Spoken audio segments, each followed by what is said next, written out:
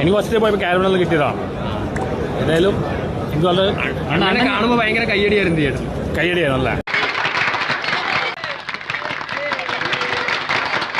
പിന്നെ അയ്യോ ആറാട്ടണ്ണന്റെ ഒരു സീനുണ്ട്. നല്ലതായിരുന്നോ? ആറാട്ടണ്ണന്റെ പെർഫോമൻസ് കിടലായിരുന്നോ? അത് താൻ എനിക്കിട്ടൊന്ന് താങ്ങിയതാണല്ലോ.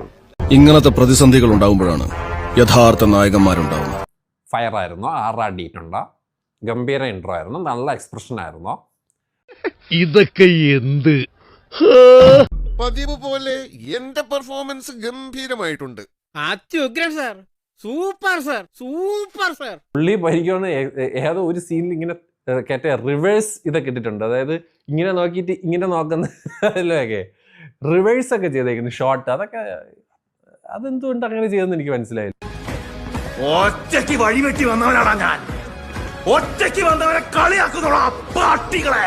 എന്തായാലും ആറാട്ടനുണ്ട്. അപ്പൊ ആറാട്ടൻ ഫാൻസിനും വിസിലടിക്കാനൊക്കെ ഉള്ള മൊമെന്റ്സ് ഉണ്ട് ഗൈസ്.